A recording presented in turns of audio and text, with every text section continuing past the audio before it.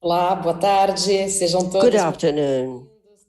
Welcome, all of you who are connected to our meeting this afternoon. We're going to resume our third biogas and biomethane forum of Southern Brazil. We're going to start the second panel of today. A few housekeeping notes. The discussion with participants and moderators is always to take place at the end of the panel. You may include 2 questions on the chat to be answered by speakers. We also have the discussion rooms.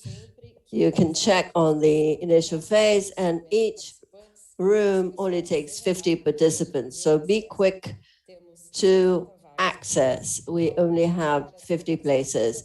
In sharing your participation on social media, Instagram, Facebook, etc., we invite you all to use the hashtag biogas and biomethane when you post, and also look at the key codes of the biogas challenge that will be delivered today. You can access it and include it in the corresponding field and accrue points, and the higher scores are going to be shown on the initial page of the platform, and at the end of the meeting, winners are going to receive prizes. So you may also win prizes and carry out other tasks of the challenge. Access the session and see how you can take part. You may also visit the exhibitors at the exhibition phase, and on the menu, you have the technical meetings, and please include that in your schedules. The certificates of participation will be forwarded to your email next week, the one that you registered when you registered for the event. And should you have any questions, do not hesitate to get in touch with us. We have the help page on the forum. We are always there to help you.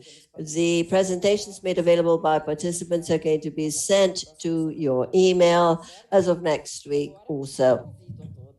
And now I invite all of you to together look at the BRDE video, one of our sponsors.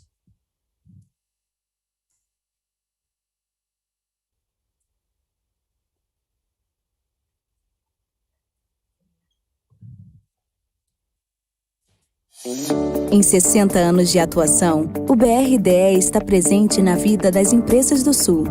Uma história de desafios superados, de resultados positivos e principalmente de parceria no desenvolvimento e sucesso de nossos clientes. E nesses anos todos, nos orgulhamos de nossa marca ter se transformado em um dos pilares de fomento de toda a região Sul. BRDE, 60 anos. Crédito para inovar e desenvolver.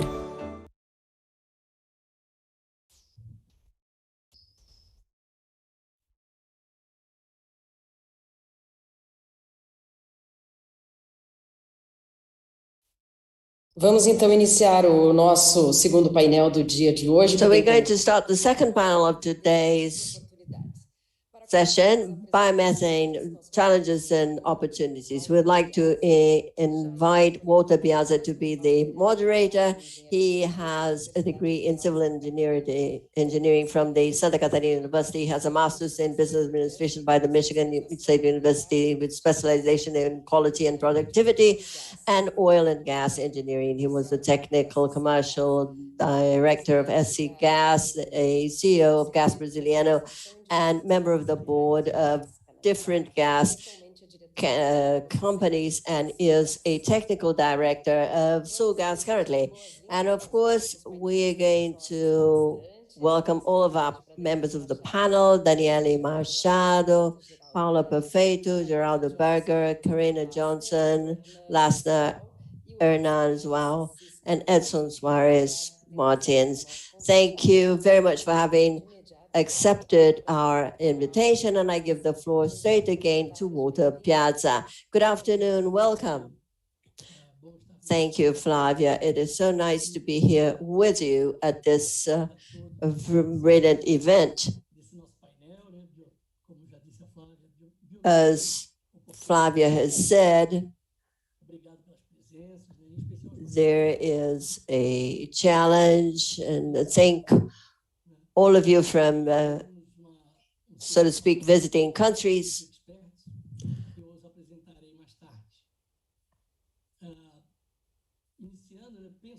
And to start, I think that to speak of the opportunities for developing biomethane in Brazil is relatively easy. We have several favorable conditions here in Brazil, including soil and regular rain.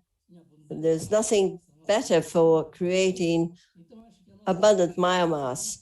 So the challenges are being faced. So let us see how we're going to change these opportunities into reality. And I feel very much at ease to open and mediate this panel.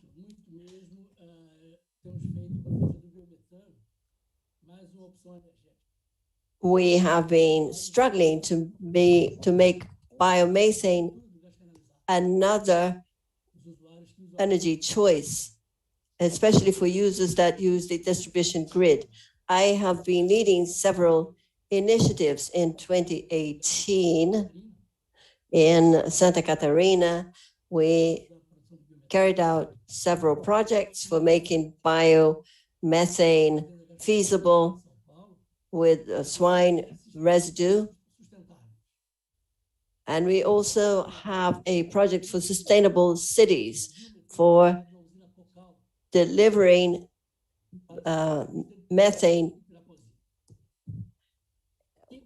manufactured in a plant to two different cities. I am very proud of this beautiful history that the company has constructed in time. I would like to make a brief summary of this history of Sulgás that has been investing in R&D and innovation projects since 2007 with gas for landfills and others. Sulgás in 2008 and 2018, together with swine cultures in the south of Brazil, created several projects. There have been several partnerships.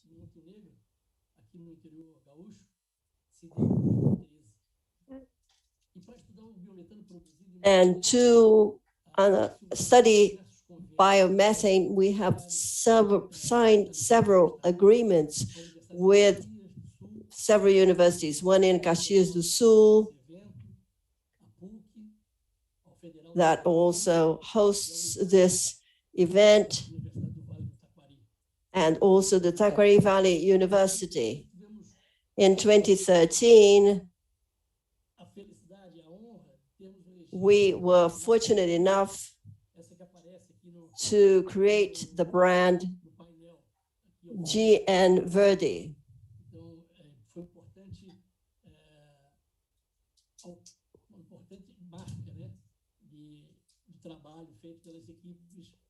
This was a landmark of the team work conducted by or carried forward by GN Verde. We have also tested biomethane, and this was the first industrial test with biomethane in Brazil, as far as we know.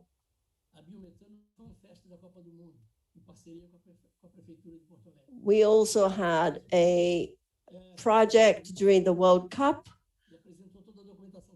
and we forwarded all of the documentation to the National Oil Agency in Brazil in an effort to regulate biomethane in Brazil and allowing its use for distribution.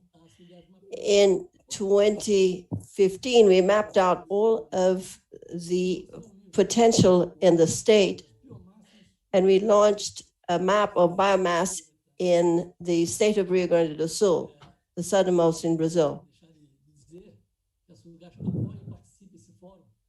We support this forum and have been doing so since 2017, at that time under a different name. But to end this introduction, I am going to add two cherries on the top of the Sulgás cake. We sent out tenders, a call for tenders for biomethane last year. 13 have been selected, and we are in a negotiation phase to start the building phase, and in 20 or 24 months, we will start selling biomethane with Sulgás through Sulgás network. And we are also making a public tender for natural gas, and we have included the possibility of receiving biomethane production for sanitary landfills.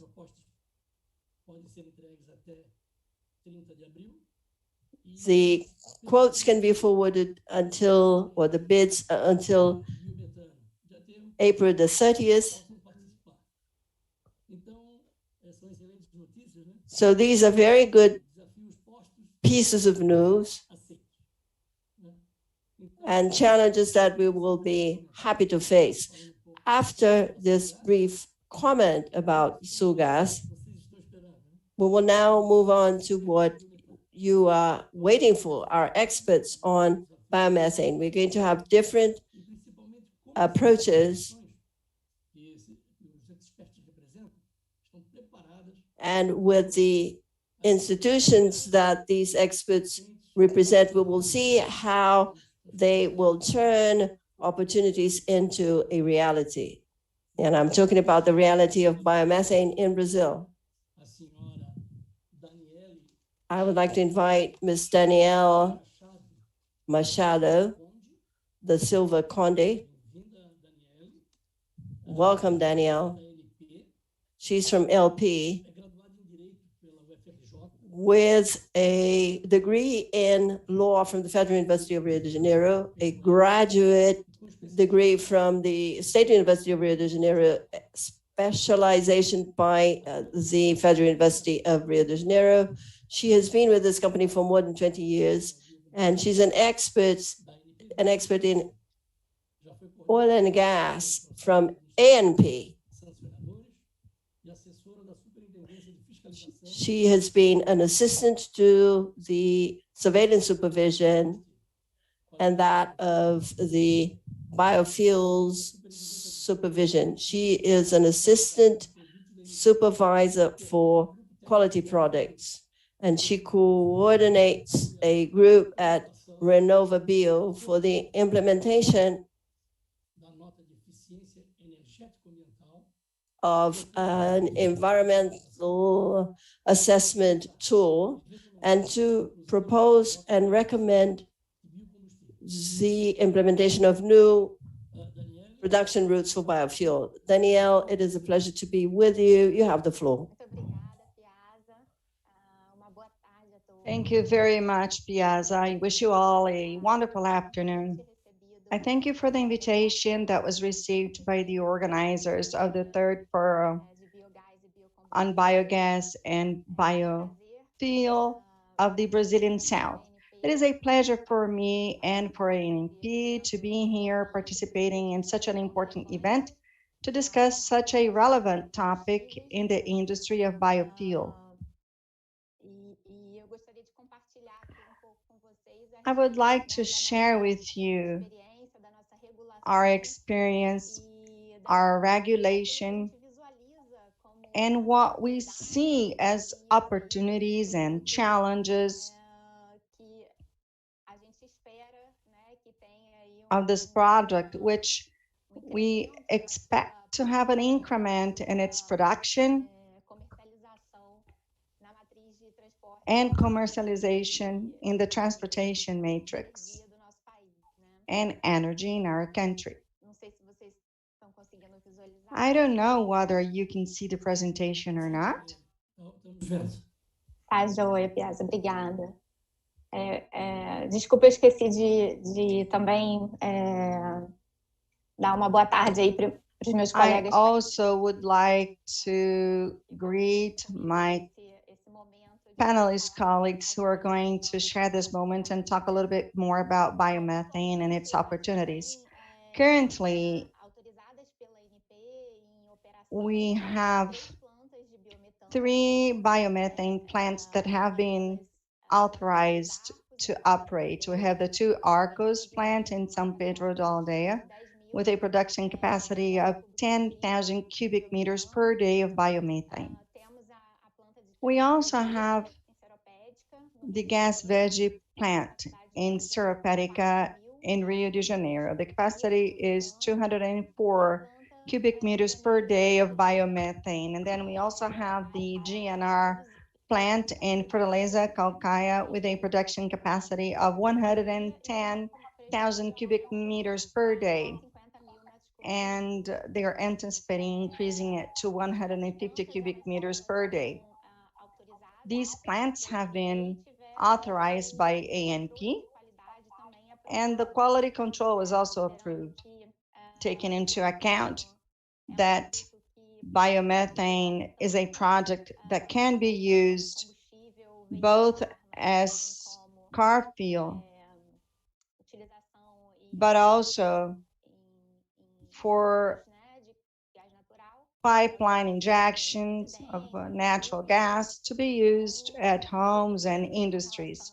And therefore, the requirements regarding the quality of this product are more strict. They take into account the possibility of leaks and all of the related healthcare issues.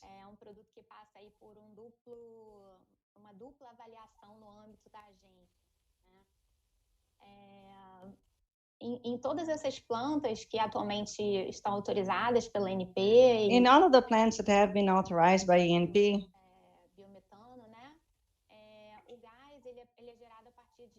the gas is generated from landfills. We have a total installed capacity of 330,000 cubic meters per day. We have 3 large ongoing projects. Piazza has commented about one of them here in the region of Arindiba, São Paulo, with a capacity of 24,000 cubic meters per day. Synergas has a capacity of 2,000 cubic meters per day, and ZEG Biogas Energia has a capacity of 100,800 cubic meters per day, as opposed to the 3 that have already been installed and are producing based on the gas and landfills. These 3 projects,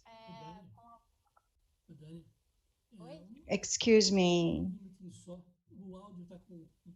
we're having some difficulties with your audio. There's a background noise, and we're going to try to adjust it.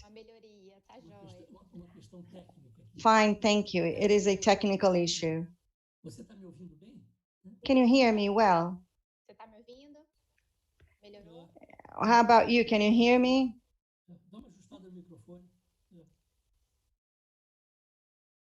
Bom, então... Mas não, estava melhor. Estava melhor? Melhorou agora? Ele está com eco. Vamos ver como é que está o nosso... qual a informação que a gente recebe da nossa equipe. Mas muito, muito interessante aí esse trabalho de liberação, It's regulamentação. very interesting, this work on regulation and authorization of the different plants. Yes, exactly. And we can see that we are opening a pathway regarding the use of other types of raw materials for the production of biomethane. Vinha tendo aí até o momento uma utilização de plantas em aterro sanitário. Agora a gente We're começa talking about landfills a utilização, a geração do biometano a partir de vinhaça. and generation of biomethane based on vinasse, filter cake, all of the results from sugarcane plantations that have a huge potential to generate gases for the production of biomethane. Vamos ver se a gente consegue eliminar esse ruído. Could you perhaps put your sound down so that we can eliminate this noise? Você tem outro? Tem outro microfone? Não. Do you have another microphone? Aqui fácil não. Então, eu acho que se ficar um pouquinho mais distante, talvez fique melhor. Vê se assim fica um pouco melhor. Vou botar ele um pouquinho mais para baixo aqui. Bom, com a... Outra alternativa que você tem é tirar, então, o microfone, né? Ficar com o áudio The dele. alternative would be to remove your microphone and use a computer. Você consegue tirar o microfone? Eu acho que se eu tirar, não vai funcionar. Vamos testar?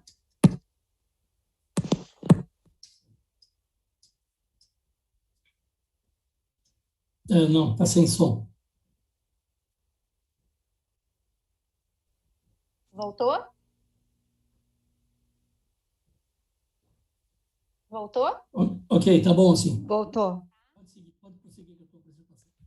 Okay, move on with your presentation, please. Então, a partir do momento em que essas plantas que atualmente estão em construção, So the plants that are under construction, as they are authorized, we will have an increment of the production capacity with almost 30,000 cubic meters per day. bastante considerável. It is a considerable increase. Então, só falando rapidamente, né, além de regular Quickly talking about the regulation of the requirements for the plants to work operacional, segurança in operational terms, operational security, e segurança, né, and all of the requirements.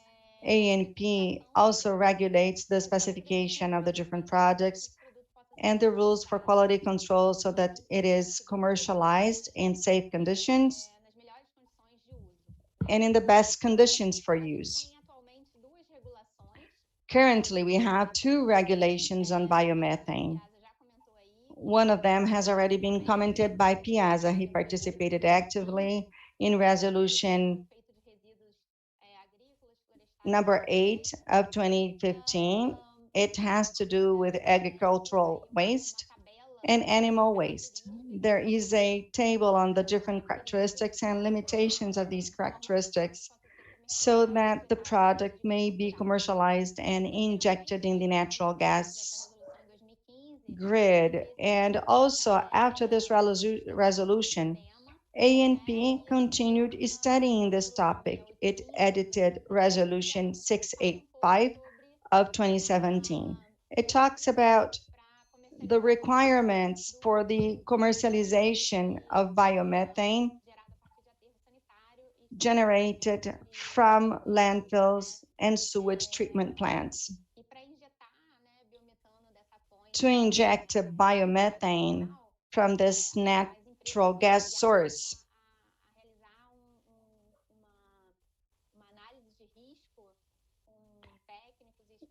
risk analysis was performed by specialists to evaluate contaminants,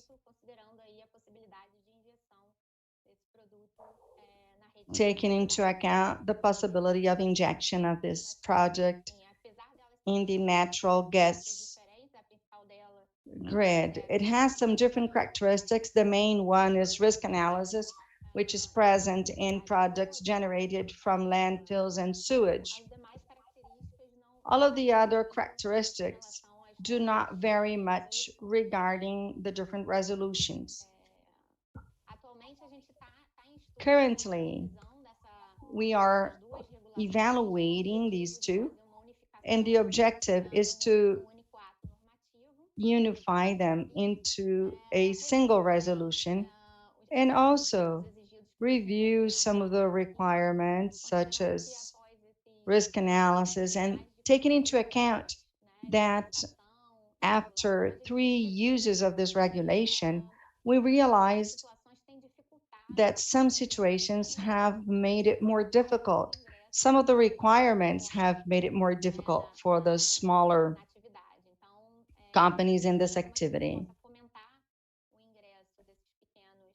And therefore, to be able to foment the inclusion of these small producers, we're also reviewing some of the requirements and some of the criteria actually for the approval of quality control of this product.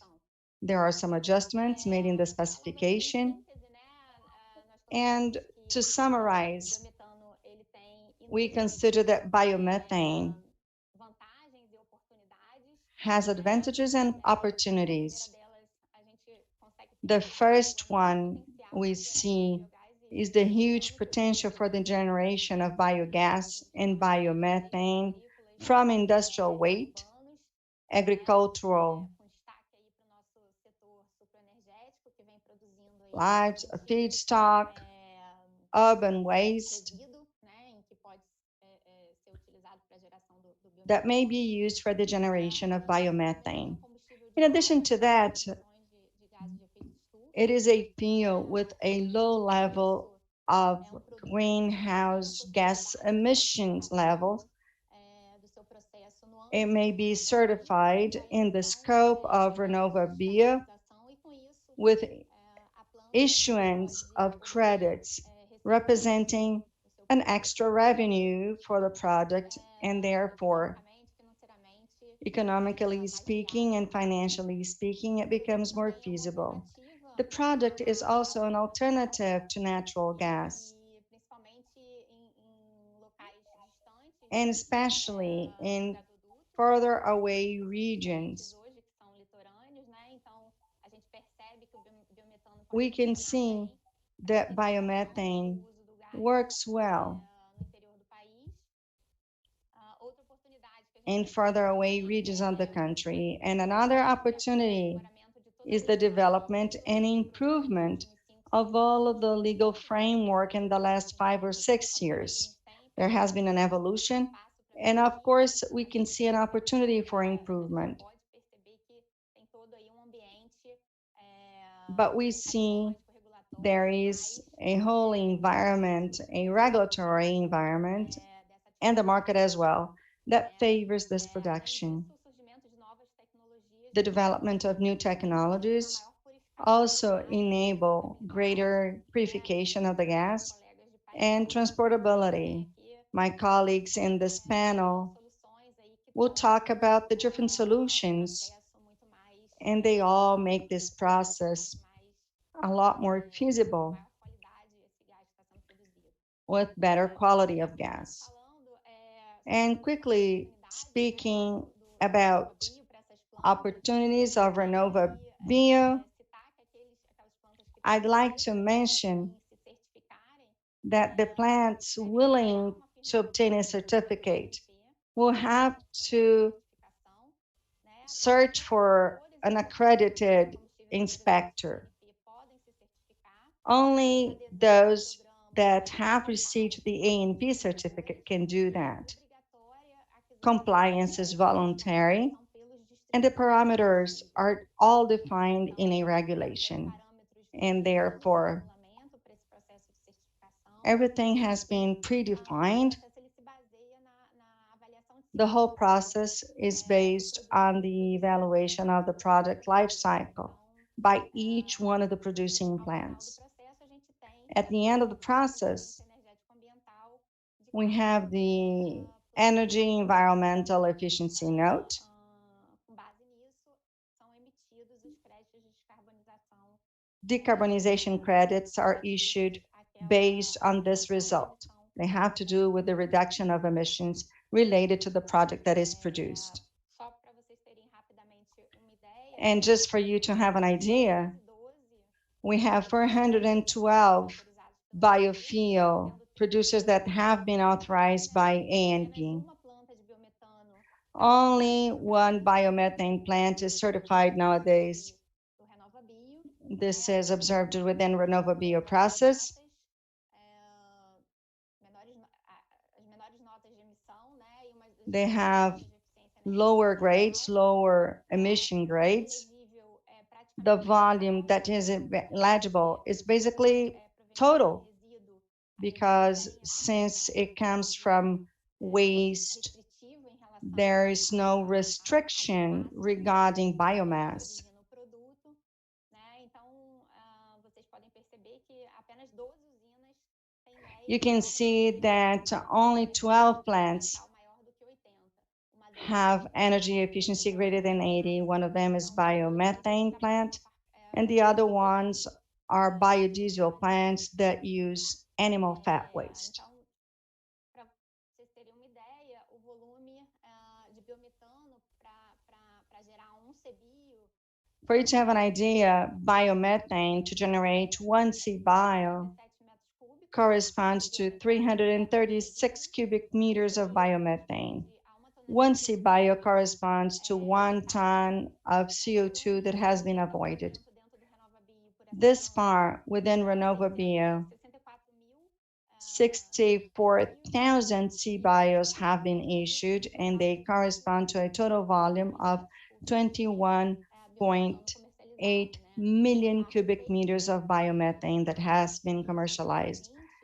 The estimated revenue for 2020 with CBios sales alone is in the order of 22 billion BRL, which corresponds to an increase of 7% in the revenue.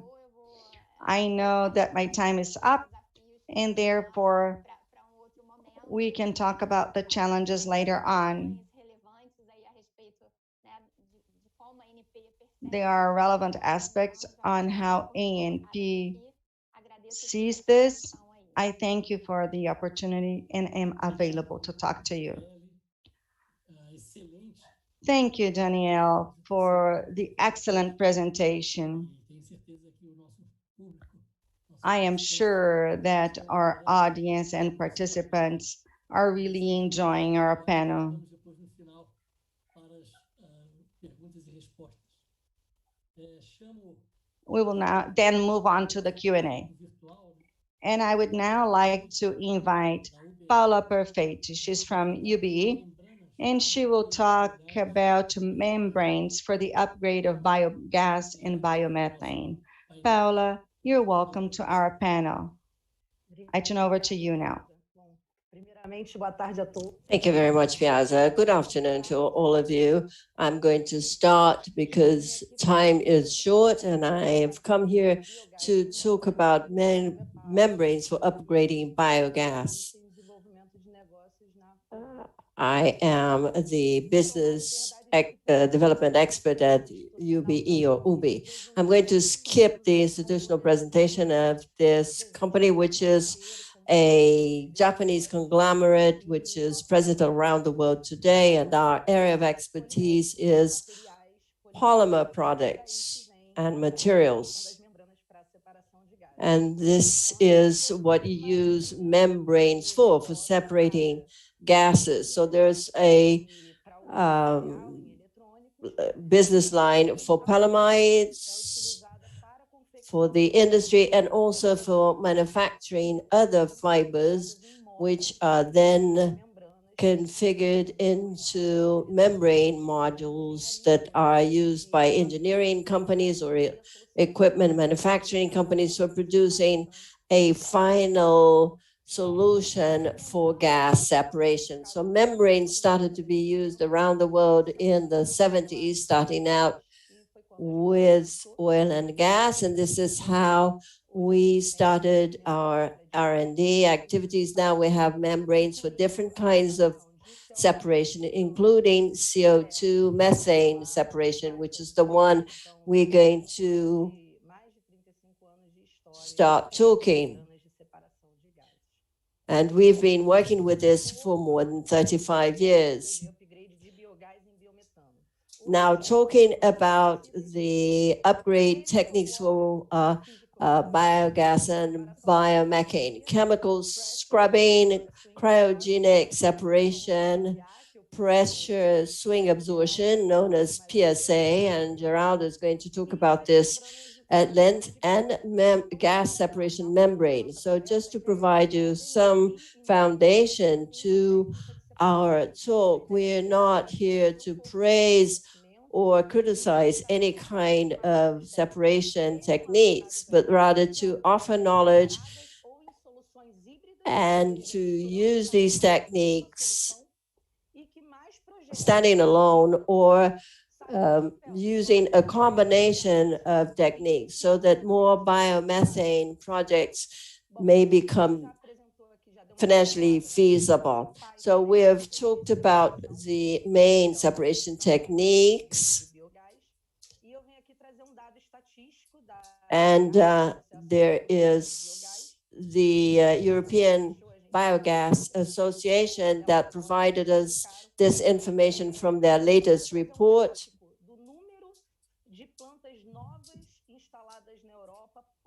There is the number of new plants installed in Europe per annum, and also how much these technologies are being used in these new plants. So we can see that up to 2010, chemical water scrubbing and PSA were the techniques used most often. And from then on, we could see an increase of the share of membranes used in these biogas purification plants for methane separation.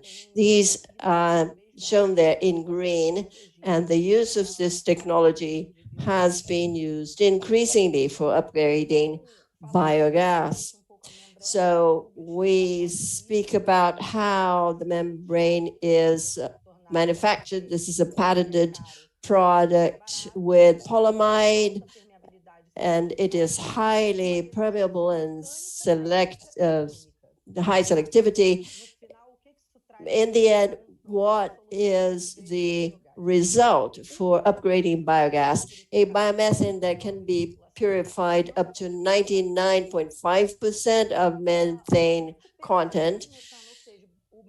Methane recovery, namely the methane that is coming in as biogas, and the methane that is coming out at the other end is recovered at 98%. Low energy consumption. This is a compact and reduced solution with a long useful life, with maintenance-free, resistant to everything I've mentioned before, and to the fluctuation or swings in operational conditions. And also, because of this material, high H2S resistance, up to 3% of volume base. So this is an image of the membrane. And I take the liberty of magnifying this to explain what happens inside the membrane. Here we have other fibers which are as thick as hair. There are several tubes inside the membrane, so to speak, and this is what it looks like. It has a porous portion which provides physical, thermal, mechanical resistance to the membrane, and a thin material layer, which is where separation actually takes place. So biogas comes into the membrane module, and it's going to go through each of these individual fibers very slowly. And some components are more permeable than others, because some components have much greater permeability. This is a sorption fusion process. So the material becomes soluble and then goes through the material. That is the case of CO2, oxygen, water, H2S. They have high permeability in the material, whereas methane does not. So methane goes through the whole membrane module. So we create a CO2 rich current and another current which is methane rich. Biomethane, renewable gas, or renewable natural gas, or however you want to call this material. So yesterday we talked a lot about biomethane that can be created from different sources. And once it goes through a membrane system, it is compressed because the driving force for separating membranes is the pressure delta. So we need this compression provided by a compressor. It is pre-processed to withdraw impurities like particulates and other components, oil from the compressor. And then the biomethane is the result, and you can inject it into the grid or use it for as a fuel for automobiles or creating energy or power. There are also different, forms of configuring this situation. You can use just one layer of methane, which is not shown here. You can have two membrane stages and a compressor, which is the simplest one, and you have methane recovery in the order of 97%, two membrane stages and two compressors, and then methane recovery index is 98%, or as much as 99.9% methane recovery with 3 stages and 2 compressors. So I'm going to explain the simplest of them all. 2 stages, 1 compressor. The biogas goes in, it's pre-treated, pre-processed, goes through the first membrane module. There's CO2 that is created, and then there's a new membrane pass, and I can create a very pure biomethane, and the off gas still has a lot of methane. So it goes back into the mainstream. This is a case study for 2002, and you can see the percentages of CO2 and CH2 and the inlet temperature, 25 degrees centigrade and 40 degrees, entrance pressure 12 or 15 to 16 bar. So for higher inlet pressures, I can use less membrane modules. Excuse me. And this has a bearing on my capex. Nevertheless, the energy expenditure is much less if I use a lower inlet pressure, namely 12 bar in this case. And now for 40 degrees C, it's the same thing. I have less modules that are necessary working at higher pressures, and the energy consumption is lower by using lower pressures. So it's always a balance between GOPEX and CAPEX and what makes sense for that particular project. These are the types of modules, and once again, we aim at low energy consumption, the low number of modules that is needed because of technological breakthroughs. We use highly permeable modules together with highly selectable modules. And this is why we managed to bring the number of necessary modules down in a project if we compare this to much older projects. Now, going on to the resistance and membrane performance, how it is not affected even under higher pressure levels, 8 degrees of H2S in toluene. There's no fiber degradation.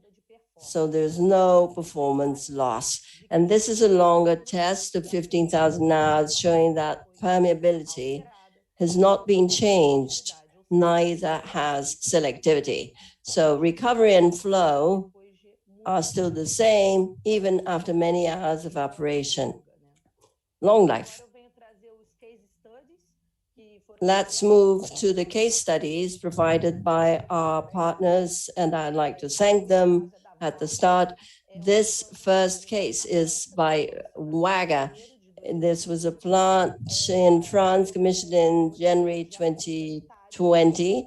It is a landfill biogas. You have the composition and the capacity of 600 normal cubic meters, and it shows a hybrid system with membranes and cryogenics.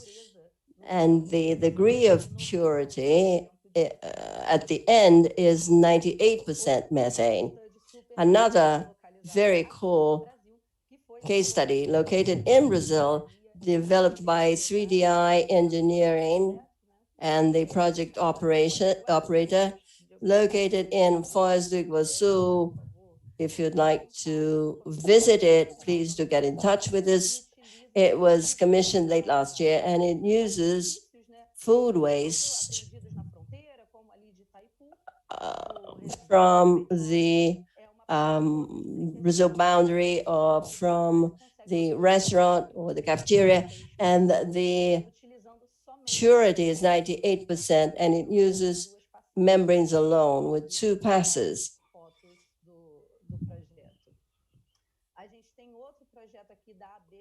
There's yet another project by AB, and they are also sponsoring this forum. It is located in Italy, commissioned in 2019, using agricultural waste. Capacity 350 normal cubic meters, and membrane purity 98%. Loss lower than 1%. Recovery of more than 99%. And the last case study is by Axlon, an older plant in Austria, which also uses food and animal feed waste, and the purity at the end is higher than 98%, and methane loss is lower than 1%.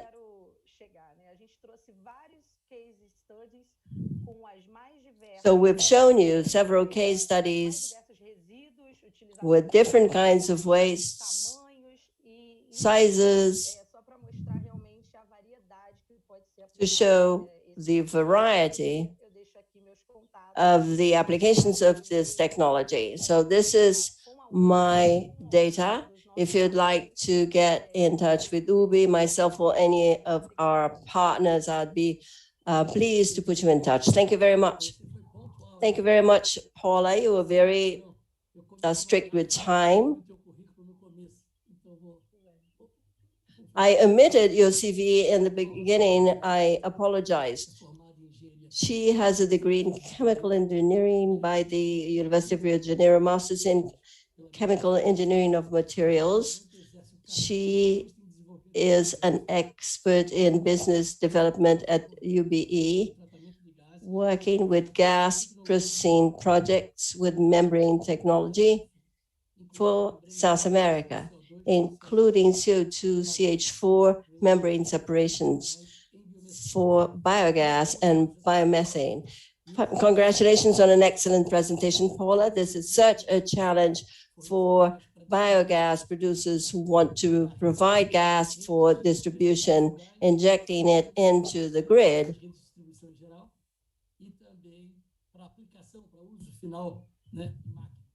and also to use it in machines. It is a fantastic challenge, and it's nice to see how well advanced your technology is. Congratulations, and thank you very much for your presentation. Well, thank you, Piazza. I now move to our next expert, Geraldo Perger, who's going to talk about solutions in purification and compression in small and large scale. Geraldo has a degree in mechanical engineering by the Pontifical Catholic University of Rio Grande do Sul, including cooling, specialization in gas separation, especially adsorption. He is a director and partner of Janus and Bergner, manufacturers of biomethane purification systems. Welcome, Geraldo. Thank you very much, Piazza. Thank you for the introduction and the invitation. It is really a pleasure to be here with us, participating in these moments with you. We've been together from the very beginning. I'm now going to share my screen. It's faster.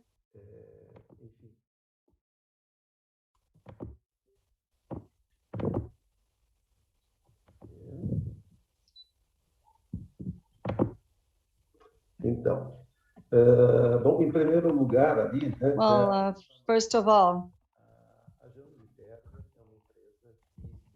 Janus and Berger is a company that works with gas separation.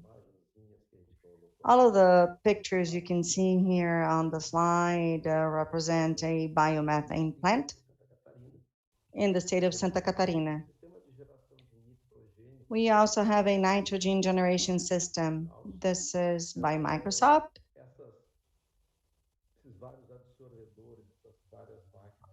All of these machines and absorbers are used in the manufacturing process. This picture was taken Thursday last week. We are deeply involved with the production of oxygen vials for the pandemic.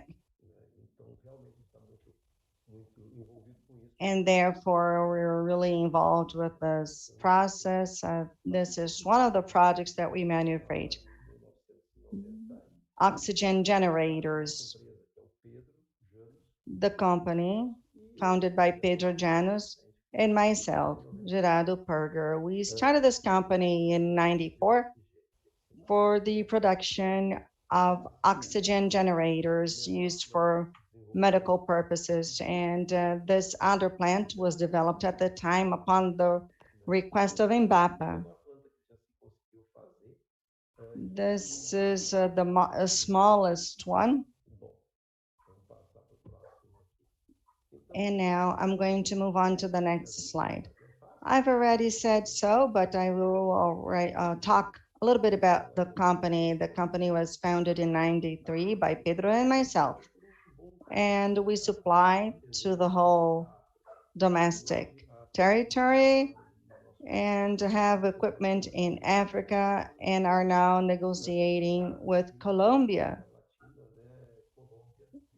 in Latin America, but Colombia especially. We also have our own maintenance system, not only of our own equipment, but we provide maintenance to imported equipment in general, because these technologies are not so developed here. And then sometimes clients import and are orphaned, they're lost. And therefore, we also provide maintenance services, nitrogen, oxygen, and today in the manufacture of biogas. Paula said that I would get into the details of the PSA technique. And actually, my presentation is not really dedicated to this technique. It aims more to provide you with a basic introduction, compare some situations of energy consumption, production capacity. Anyway, the PSA technique, PSA stands for pressure swing adsorption. It is one of the techniques used for gas separation. It's used widely throughout the world. It has been disseminated everywhere. It uses adsorbents of chemical materials that separate these gases, these molecules, enabling a gas mixture that result in the gas that we want to use, and we eliminate all of the undesirable ones. I'm not really explaining a technical methodology because I didn't prepare my presentation to do this. This is just meant to give you an overview. The operational cost is low. Maintenance and operation is very easy when compared to other options. And Paula also just talked about the semi-permeable membranes, which have really evolved a lot. Today, in addition to all of the equipment with specific applications, impermeable membranes have achieved a lot of space, technically speaking. This is a reality already. Moving on to the next page. I will talk about the different steps of biogas purification.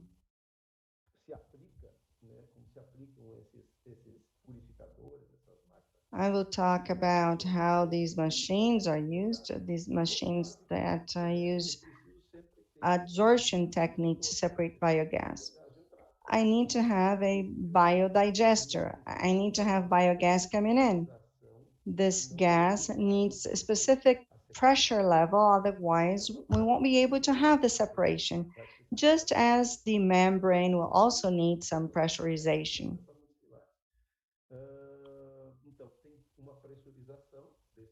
Therefore, we have gas pressurization, drying process. With that, we guarantee VOCs removal and other undesirable gases. We filter, and then it gets to the separation machines where the adsorption process takes place. We may have PSAs up to 3, 4,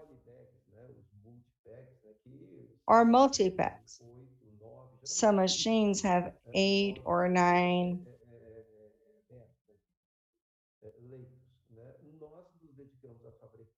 But we usually manufacture 4 beds. They enable a recovery of methane in the order of 92% when we think of the amount that came in. This is the percentage of methane that is produced. We recover 92% of entry methane with these 4 beds.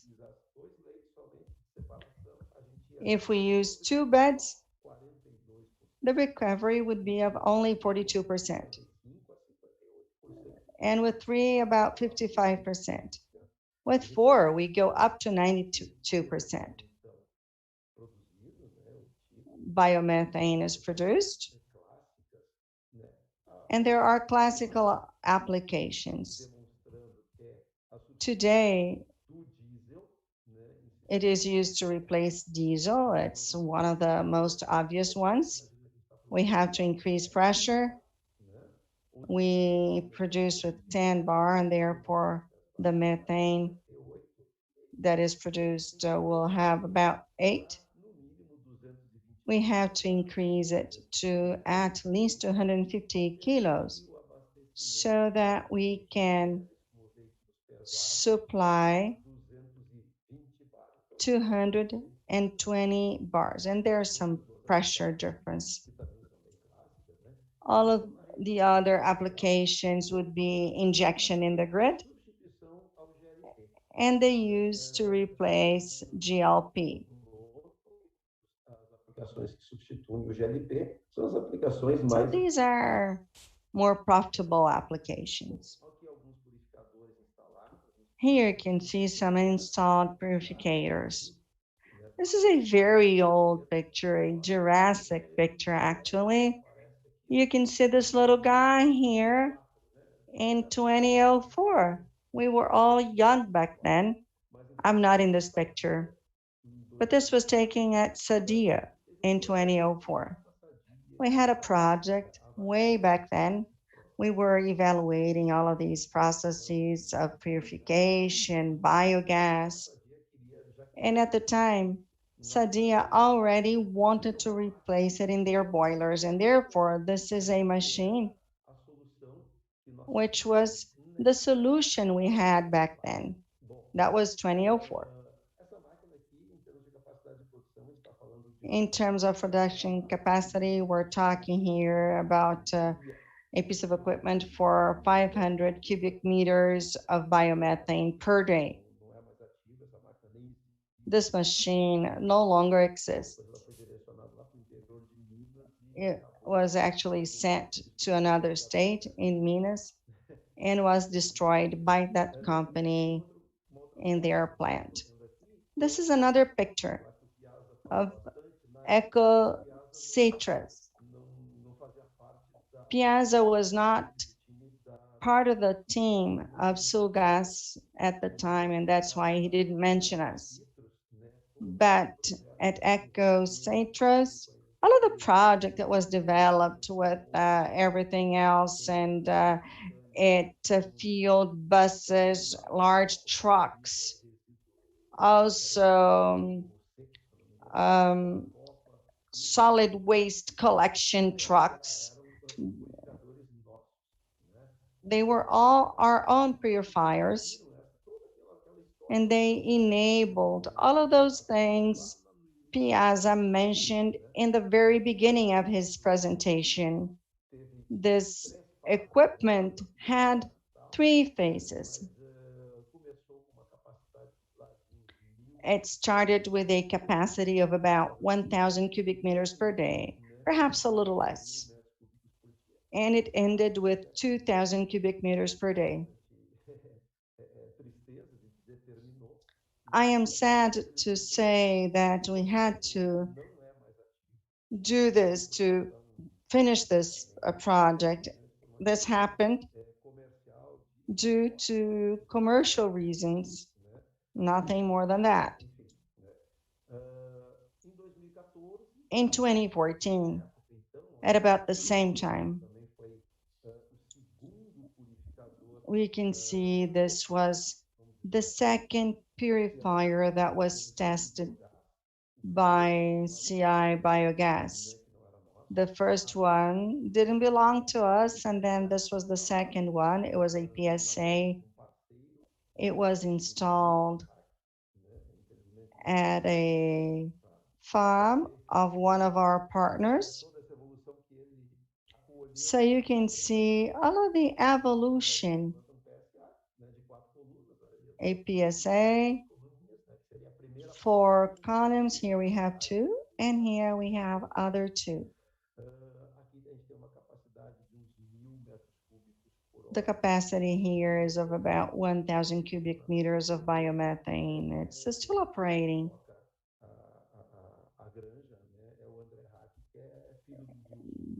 This is run by Haki Wilson's son. Now you can see Embrapa's plant.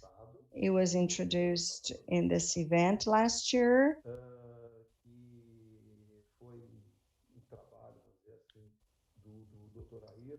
This was part of Dr. Ailton's and Ricardo's work at the time. The objective was to have this approximation. This piece of equipment was initially designed to be transported on regular road trailers. The project changed somehow, and it was fixed at this unit, and they needed to have people to train on the use of the whole system, going from biogas. This project is funded by Embrapa.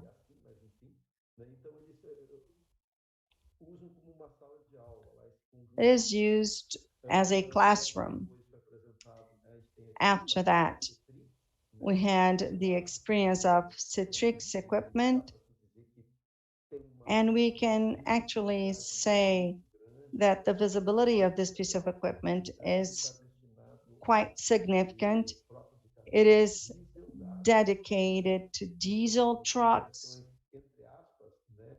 These are low-cost conversions and is an important differential.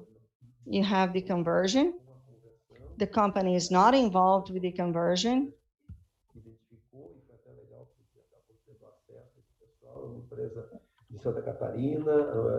The company is located in the state of Santa Catarina. It's called Prex, yeah?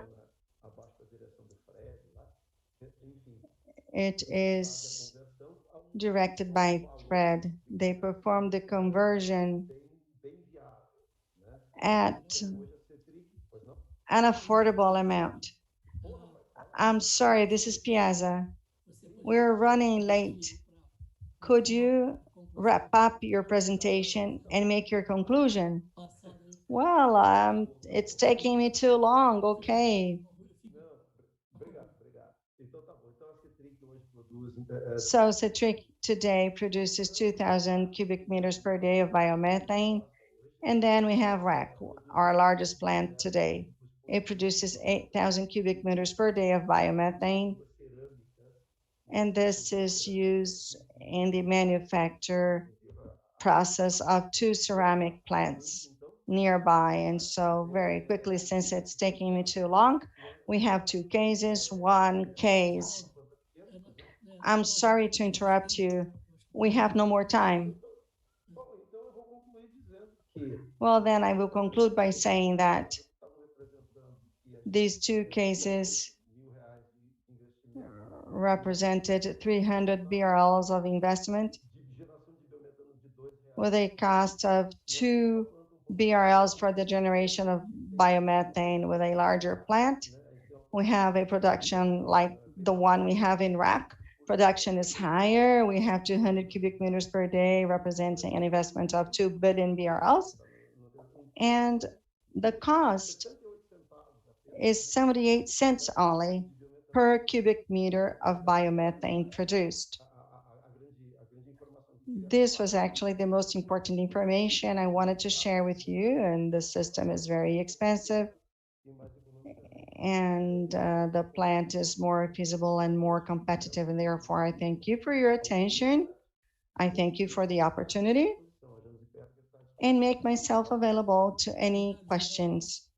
Thank you, Geraldo. Thank you for your presentation. It only shows how competent and experienced you are in this area.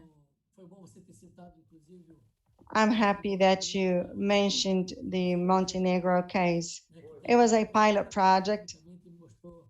Technically speaking, it was very successful. Yes, it really was. It's a pity it's no longer in use.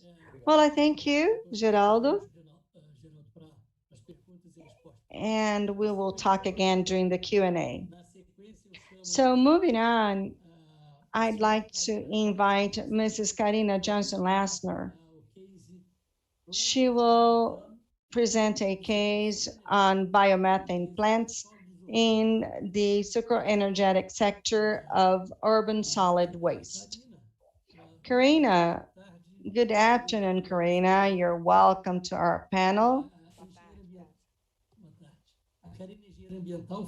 Karina is an environmental engineer with a graduate degree by Bucknell University. She has a master's degree in environmental management obtained by Duke University.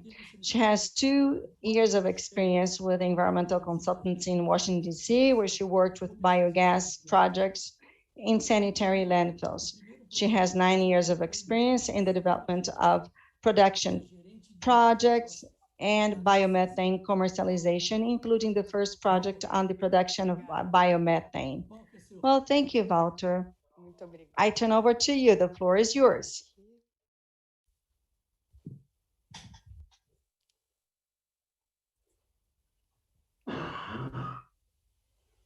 Perfeito. Bom, boa tarde a todos. Good afternoon. Good afternoon. For those of you who are watching us from afar, first of all, I'd like to thank you for this opportunity to speak at this forum. My name is Karina, and I've come here to present our Tamboara biomethane project in the state of Paraná. Now, talking about CESA,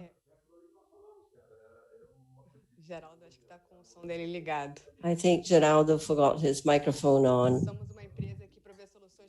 We are a... Geraldo, if you please, Geraldo, can you please switch off your microphone? Thank you. I apologize. Go ahead, Karina. No problem. We are a company that provides end-to-end methane solutions focused on sources. We concentrate on purification, compression, transportation, and marketing of biomethane for the use in vehicles, industry, commercial uses, and energy and generation. We have more than 30 years experience in the natural gas markets. Briefly talking about our group, besides our CESA, we have Synergás Brazil, which is a compression system rental company for garages or the industry. We have Aspro, which is an exclusive representative of the gas compressor plant of Aspro from Argentina, and also the company that installs and maintains compression equipment in Brazil and service stations and industry. And Neogas, which is our company that provides compressed natural gas transportation systems in areas which are not served by the gas pipeline. So we try to cover the vertical integration in this industry, focusing on downstream. Now, going into the project proper, it is a partnership between ACESA and Geoenergetica. ACESA has brought in the experience in purification, compression, and transportation of biomethane, and Geoenergetica has more than 10 years experience in R&D for biodigestion solutions for agricultural waste. And our objective was to implement a pilot plant for proving of the production system and selling biomethane, and to include biomethane in our country's matrix. The scope of our project includes purchasing 140 mg per hour to make it go through a purification process, and after that process, it is compressed and taken to gas stations in Maringá, which is 85 kilometers away from our biomethane production plant. The technology we use to purify biogas is PSA. Geraldo spoke about this technology before. We imported a plant from Carbotech manufacturer in Germany. The plant is made up of 5 steps: pre-cooling of biogas, biogas compression, drying, desulfurization, and enriching of biomethane. This is a picture of our plant for you to have an idea of how it is a very lean lean solution which can be turned into containers. And to the left of the container, we have the compression station compressing biomethane for storage, 250 bar. And to the right-hand side, we have our supply station. This is the idea we have in order to sell biomethane in the future, to take it as CNG to Maringá, where there is no gas today. It is not a city served by CNG or a pipeline, but there is gas in Londrina. So there is traffic of gas-fueled vehicles between the two cities, and they could be using this biomethane. Adjusting a station that has never sold gas is very simple. To the right, we can see the area for receiving CNG. And together with this CNG area, you would have to make a small adjustment in the dispenser from liquid to gas. In our plant, we have run some tests with biomethane. I'm going to show you some pictures. This test was done with an Audi that is powered by natural gas that was in Brazil for market research. We have also fueled 2 trucks of 5,000 cubic meters for testing the burning of biomethane in industrial boilers. We also provided for baskets to be used in trucks and motor pumps. And we have also supplied 5,000 cubic meters for the use in gas generators in an event for demonstrating electrical cars. Now, going into the challenges, this is a pioneering plant. We had some challenges for developing this plant, starting with environmental licensing. It is a very new market. Not all environmental agencies know this product or gas purification process. So at some points, we had to resort to different agencies, different offices of environmental agencies, people who could sit down with us and understand and learn about biogas and biomethane. So this has lengthened our period for obtaining an environmental license. The ANP licenses, as Danny said, impose the same requirements for large and small producers. So in order to comply with these requirements, you have to make sizable investments, which is a little harder for a small producer to implement when you only have small production volumes. The qualification of specific labor, we don't have many plants in Brazil, so to find experts who can operate our plant was also a lengthy process. We ended up working with the National Training Center, SENAI, for qualifying operators. We have limited autonomy in a small plant. Resources are also limited, so you have to optimize CapEx. And lastly,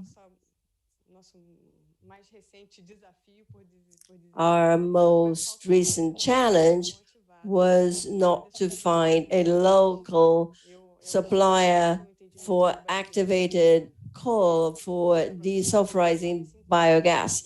We understood that we have a lot of production in Brazil, which yes, we do, but not for this purpose. So we had to import activated carbon in our last desulfurizing unit exchange. I talked about the challenges, but the potential is huge.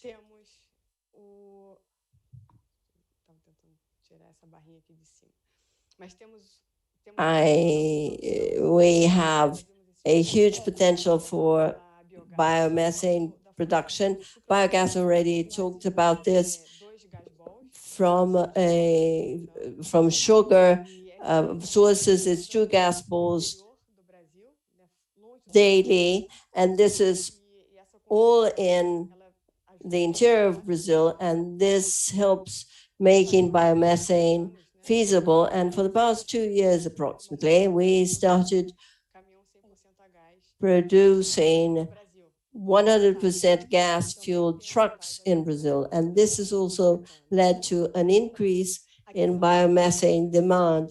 So here we have a few cases of gas-fueled trucks or lorries. These are diesel gas lorries, all of them here in Brazil. And these pictures are 100% powered lorries that operate in Brazil. So we are already witnessing this transition to 100% diesel to diesel gas or gas fueled lorries. So this is the last picture that shows a fueling station for the industry for heavy fleets. So we offered this dispenser solution to supply to a captive fleet. We also supply it to public stations. And now we are reaching the 5-minute mark of fueling operations. Lastly, I wanted to show the availability or the feasibility of biomethane for light cars, light vehicles. We went through the substitution of diesel, which is quite obvious. And now we see this transition for a gas-fueled fleet, a heavy fleet. But in the light fleet, considering the past 6 months of the prices of ethanol and gasoline, which are the most popular fuels for light cars, if you consider energy equivalence of the three fuels, gasoline, ethanol, and biomethane, we can see that biomethane can be as low as 50% cheaper than the other two. So it is feasible for heavy and light fleets, and we have to give a boost to this market. So thank you very much for your time and attention, and I would love to answer questions. Thank you very much, Karina. Congratulations on your presentation. We will go back to you with the Q&A. Maybe we won't be able to have a Q&A after all because we are lagging behind.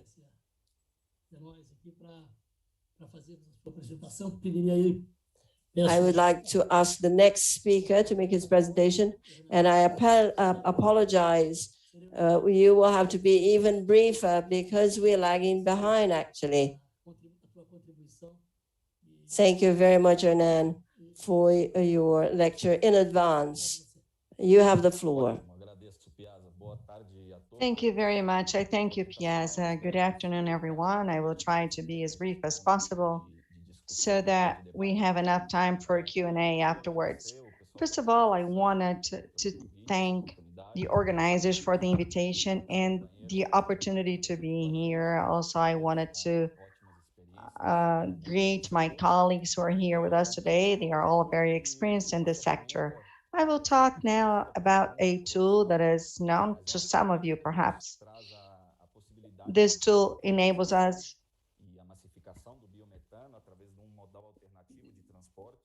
to have an alternative transportation option by means of the virtual pipeline.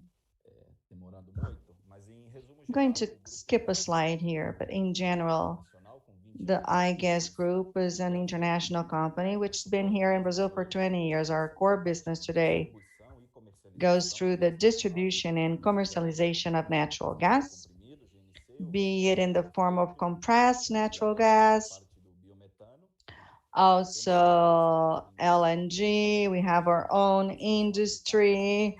We have all of the equipment that is applied in our solutions, the engineering department, to provide the best solutions for the industry. We also have our network of gas stations where we commercialize the VNG. I will now talk about the virtual pipeline. both for LNG and VNG. This is an activity that's regulated to ANP Resolution 41. This tool enables us to anticipate natural gas or biomethane to the areas where it's not present. This project started in a partnership between a biomethane producer, a natural gas distributor. It is commercialized, delivered at the consumption point. From there, it goes to the distributor, which is responsible for the secondary distribution grid to meet the needs of different areas such as industrial sector, commercial areas. With this, we can meet the need of our users, be it in the form of LNG or biomethane. It is a tool that enables us to democratize the use of natural gas and or biomethane, helping it reach the end client faster. Here you can see the virtual pipeline and the structuring project. First of all, we have the biomethane molecule. The distributor owns a molecule and hires an LNG distributor or a CNG distributor. Transportation is made in the form of gas and it is later decompressed. In the case of LNG, the pressure is usually between 2 and 4 bars. And in terms of consumption, or at the end of consumption, we have decompression or regasification. In the liquefaction process, it would freeze and ruin the equipment. And usually at the delivery, we have a satellite area, and then the distributing company provides the pipeline for distribution to the secondary grid. In a structuring project like this, especially when we talk about smaller locations, smaller cities, all of the OPEX related to the service and LNG distribution is not absorbed directly by the area that will provide the gas. Not even the CAPEX, which involves distribution in the whole distribution grid. It is shared by all of the consumers of the utility. And this is very important because when we think about the smaller cities, which sometimes depend on one industry or that exist as a function of an industrial cluster in the region, they absorb an economic impact which is mild. It's not such a significant economic impact. And consequently, they will have natural gas with a very competitive price, be it biomethane or LNG. I've already mentioned this before. I'm trying to summarize my presentation the best way possible. We have two options: compressed natural gas with 250 bars of pressure and LNG. Today we have technology for micro production, thus reducing volume in 60 times. With that, the gas is in liquid state, and we can transport more energy. To explain how transportation works, natural gas is stored in cylinders for high pressure. The transportation units range between 3,300 and 8,000 cubic meters in terms of volume. And also the transportation capacity ranges between 9,100 and 13,400 cubic meters when we talk about type 3 cylinders made of carbon fibers. These cylinders have a high cost, may be used in projects but the economic model should be well done, taking the impact that it may have on the project as a whole. It may be used in small projects. So the high pressure cylinders are transported at 250 bars. The greater the distance, the logistic cost increases and make it very difficult at the other end. And that's why we limit the area to 250 kilometers approximately. In the case of LNG, it is transported in liquid state. And you can see here on the slide that the transportation capacity ranges between 12,500 and 32,000 cubic meters. Transportation pressure is at 2 bar and minus 160 degrees Celsius. I will give you a classic example in the case of agriculture and the sugarcane alcohol production. For example, in sugarcane harvesters, the logistic of a plant today is for you to take the fuel to the field because the equipment is very robust and therefore it's not feasible to take it to a station, and therefore you must have logistic which is as smooth as possible. LNG is transported in fluid state. We have microbubbles that can take the fuel nowadays by using a cryogenic pump that provides oxygen in the different units. In the case of trucks, they can go to a fuel station and can use CNG perfectly. LNG enables us to go from 1,000 to 1,100 kilometers. It's totally competitive when compared to LNG. And then finally, in terms of the delivery, in the case of the CNG, this is an operation that was discontinued recently in the city of Catanduva, the state of São Paulo. This was done with a colleague. We transported CNG from Araraquara to Catanduva. And here you can see a unit with type 3 cylinders, aluminum cylinders. And here we have carbon steel cylinders. Gas is decompressed by using these manifolds. And then we have a heat exchanger.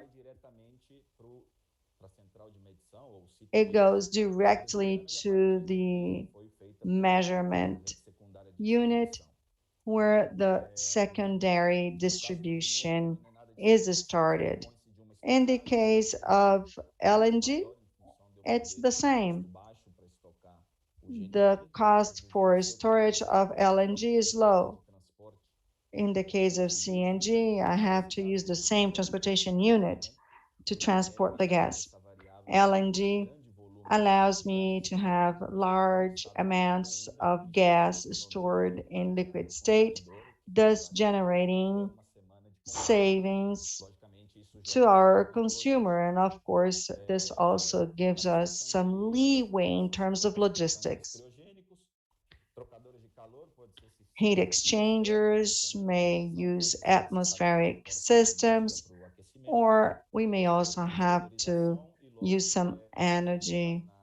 The gas is injected in the consumption line. I am rushing, Piazza. I can see you there already. I'm just going to talk about these two cases very briefly.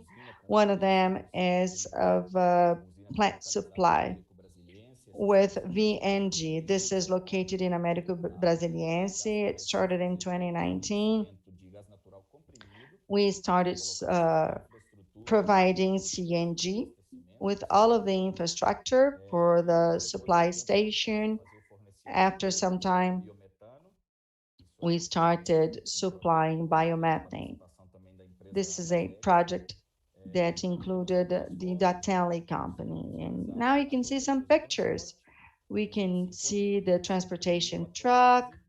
It was decompressed. 211, it goes in the compressor. Once again, it's recompressed at 220. And now you can see the storage batteries. One of them used NGV2 with a higher supply capacity of approximately 10 minutes. And then in the second case, it was also shown by Karina. This was an excellent event that we supplied for. It was totally innovating. We got biomethane from Acesa's plant. We transported it to Mogi Guaçu. It was used for energy generation. This energy was used to charge vehicles of this German assembler, showing how it can be used in electrical cars as well. I apologize if my presentation was too fast. I tried to do it the best way possible because we're running late. My contact information is available on the slides. If you want to talk to me, we'll have future opportunities and I'm available to you. I thank you for the opportunity and I congratulate the organizers. Thank you very much. Well, we're running late. That's why I'm rushing you. Your presentation was excellent. Yes, and your pictures were a good reminder of this region of Brazil and the inner state of São Paulo. Well, thank you for the opportunity. The organizers have given us a few more minutes. And we will close this session at 4 o'clock instead of 3:30.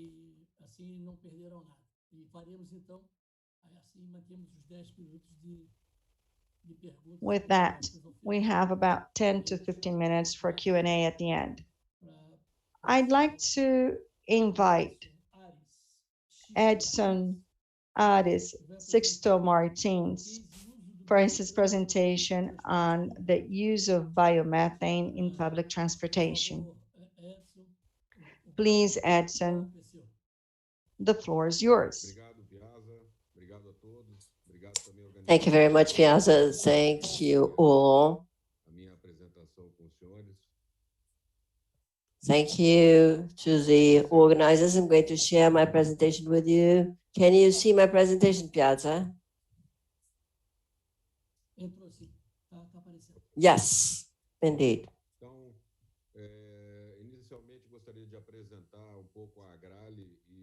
I'd like to present to you Agrale and how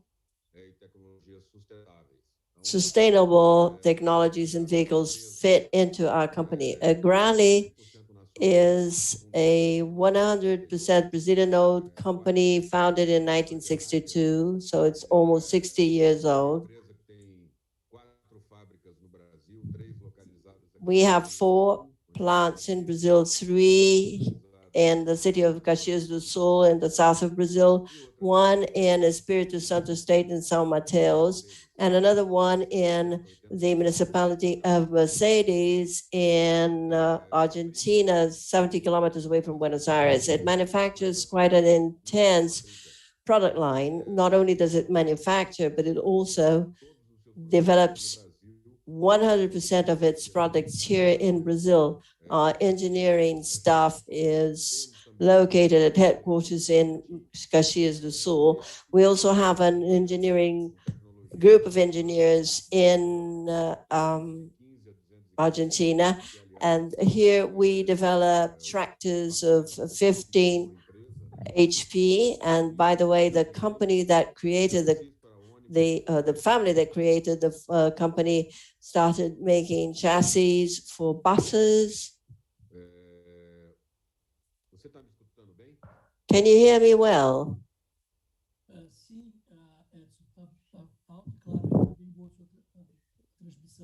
Yes, indeed, loud and clear. Thank you very much. I went off the air and I thought the connection was bad. Anyway,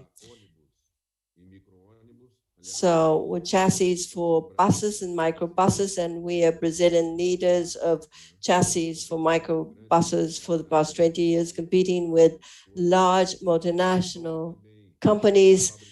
We also manufacture 4x4 vehicles that we started doing for the military, and then we moved to civilian vehicles used in mining and heavy transportation of electrical power, and a series of activities that need very powerful, strong 4x4 vehicles.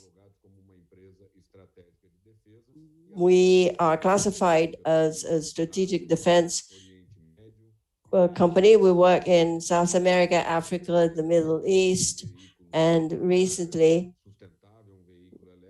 we have also produced a sustainable electrical vehicle that is in operation in Australia as well as in Canada.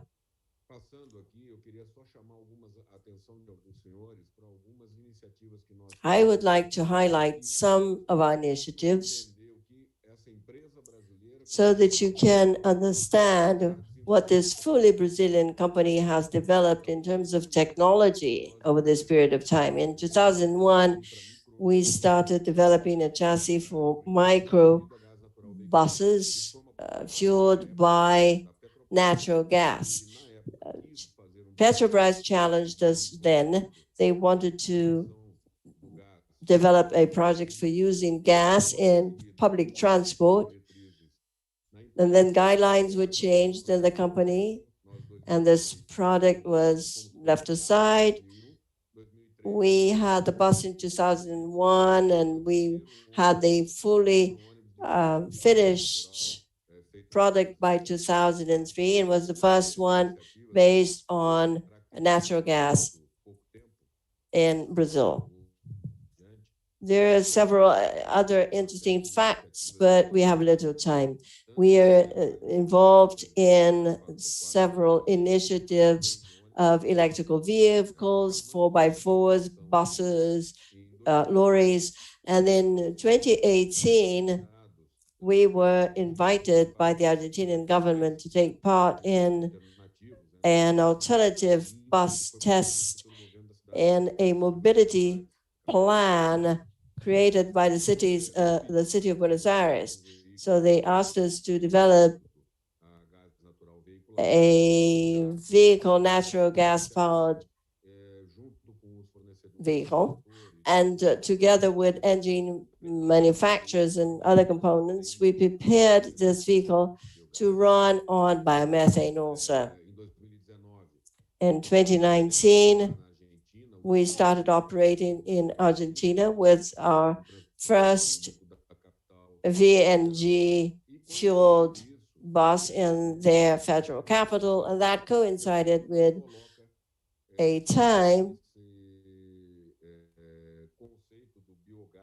when we embraced the concept of biogas and renewable energies produced by biogas plants. In January 2019, we were visited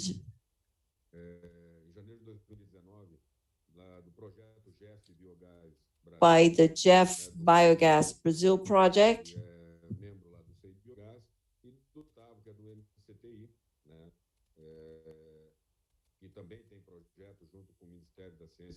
They also have projects with the Science and Technology Ministry. We are having a bit of a sound problem, I'm afraid. So we had these two executives visiting us, and we started to talk about possibilities for fostering the use of biogas and biomethane in Brazil. Many things were taken into account since we manufacture tractors and other Brazilian-made products. We were thinking about several applications, and we concluded that biogas use would be boosted in Brazil if we surmounted some problems that we find in many cities. We have more than 5,000 municipalities in Brazil facing problems with their sanitary landfills.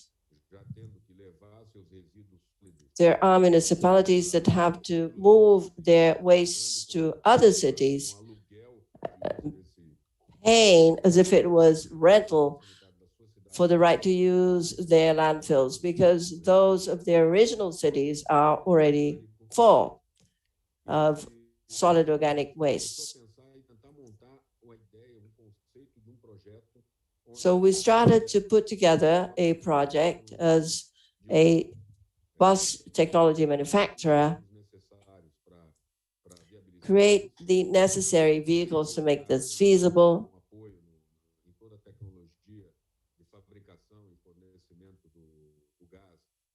resorting to our knowledge about biogas and involving municipalities and their landfills. This problem also has many other consequences. It's not just where to store organic waste, but also environmental pollution. So you're burying energy and you create leachate that pollutes the water table, and there's biogas that goes into the atmosphere or it is burned. So there is a series of opportunities in your municipality. If there is a well-coordinated project involving all stakeholders, and we solve the CapEx, OpEx equation, we could do something that is really very worthwhile. And so to the right-hand side is a picture showing a visit paid together with some City Hall representatives so that they could get to know the vehicle produced by our company. There's a pneumatic suspension in the four wheels, automatic transmission. So this is a product that runs in Buenos Aires that was developed by our engineering group here and in Argentina. So you can see here the capacity and the potential we have. Other speakers have alluded to this before. We have a lot of potential in using biogas in Brazil every year. We have 2,218 sanitary landfills in Brazil. So there's a huge potential.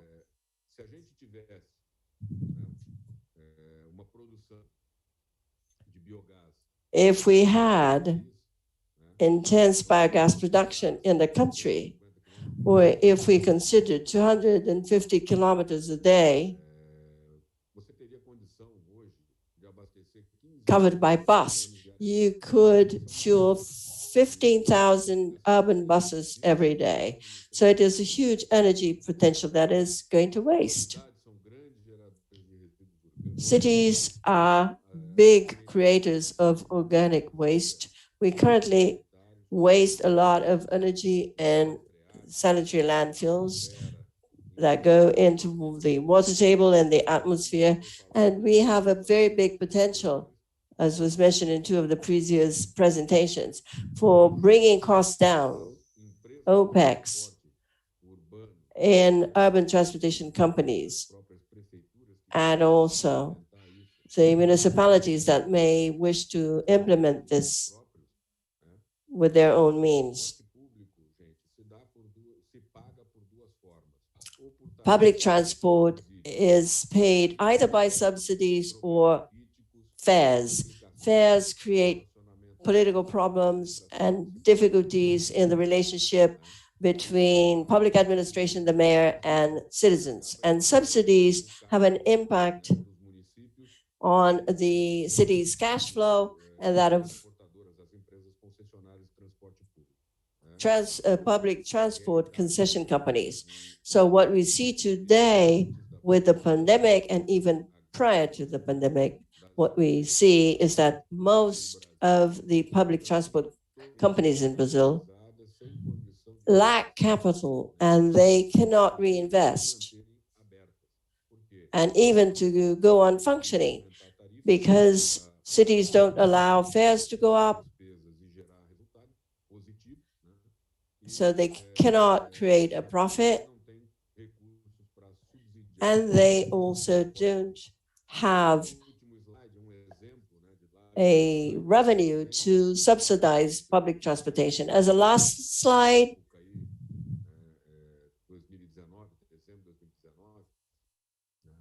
in 2019,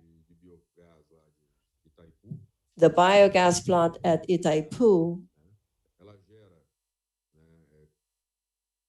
used to generate 10,000 cubic meters of biomethane, supporting 44 vehicles running around the Itaipu estate area, making good use of waste. 150,000 kilometers were covered with this fleet in this period.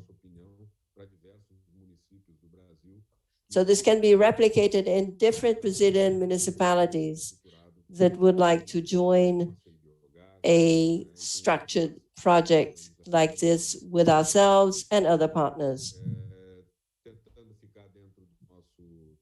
I have tried not to exceed my time. Thank you for this opportunity.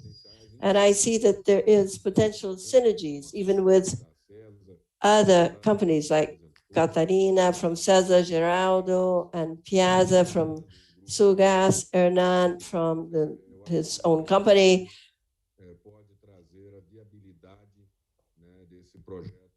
I think that these partnerships can make this project feasible in the near future. Thank you very much for this opportunity. Thank you very much, Edson.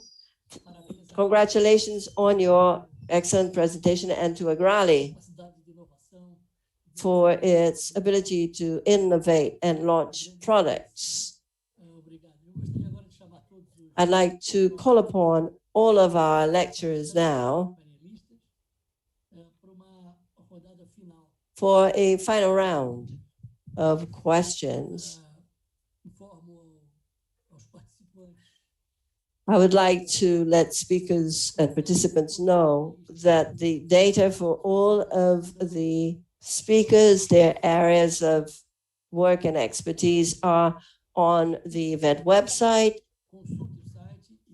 Please do look them up and ask questions straight to the speakers should you be interested. I think that the amount of information, content, and experiences presented here was really extremely valuable and important. And I am sure this was an excellent panel for this biomethane forum. So there are several questions. We only have 5 minutes. So I'll leave this open to whoever wants to answer, but in a very, very, very brief way. This is a very difficult question to answer. Were it easy, you would not be the ones to be here. This question is addressed to you yourselves. What is the big hurdle or challenge that municipalities have to face in order to have a biomethane plant on their sanitary landfills? Or how can they reduce the size of landfills?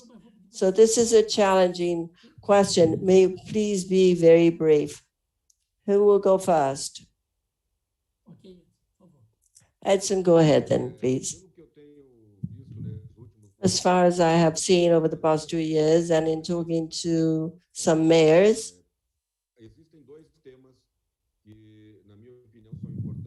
there are 2 important points. First, there is the political issue.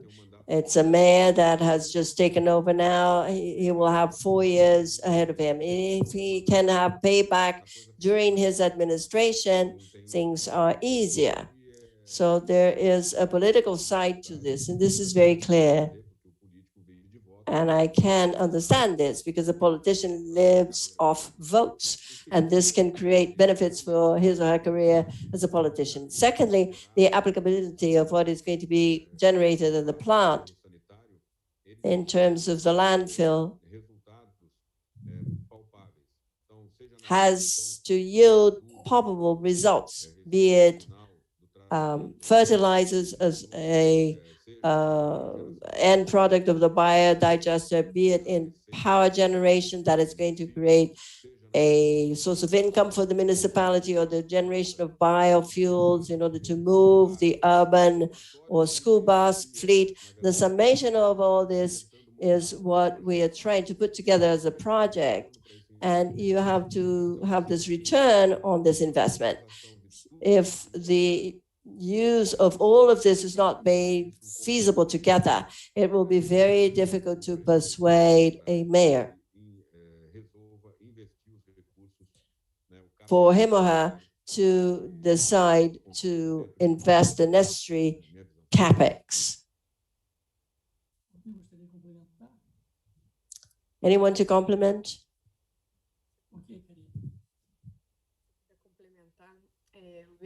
Go ahead, Karina. The technical challenge is the quality of biogas, the gas landfill collection systems. Those who have a good one have focused on electrical power. So there's hydrogen and oxygen inert gases, which make it difficult for biomethane purification.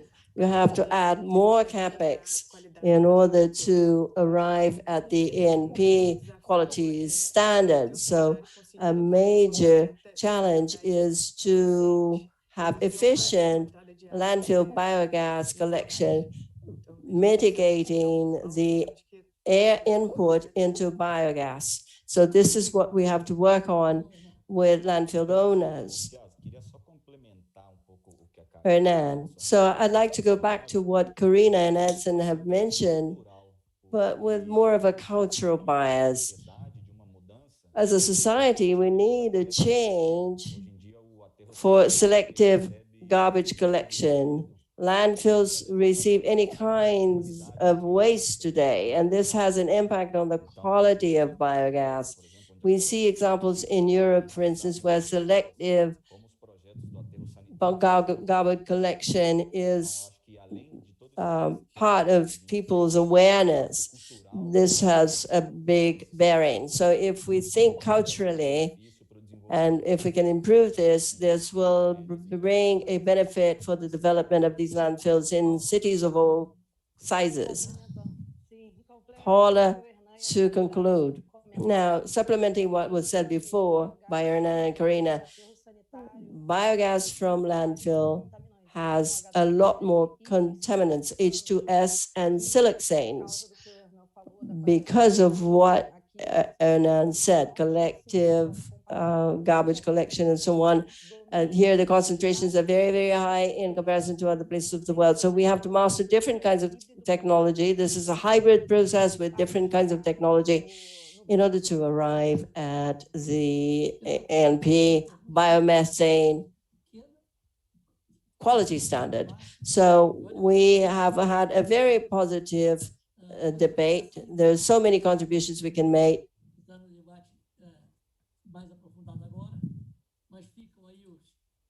We unfortunately cannot proceed with the Q&A, but you have your data for questions to be asked and addressed to you directly. These have been spectacular 2 hours of a panel. Thank you very much to the speakers. We have gone beyond our time. We were given excellent talks with different approaches and facing a real challenge, changing this potential into a reality. Thank you very much to the organizers. Flavia, it's up to you. Thank you very much, Piazza. Thank you very much for having moderated this panel. We'd like also to thank the members of our panel, Daniele, Paula, Hernan, Karina, Edson, excuse me. And we invite you to the discussion room, which will take place as of now, and you can access it through the main page of this platform, the discussion room. How can biomethane be the key for diversifying the energy matrix of the interior of southern states in Brazil? This is the question that is going to be discussed. Excuse me. So there's the access code. Combustível veicular is the access code for the biogas challenge of this panel that will start in a few moments. And all of the booths, you have access codes, and you're all invited to take part and to visit those booths. Thank you very much. We will now break and be back here at 4:30. Thank you very much.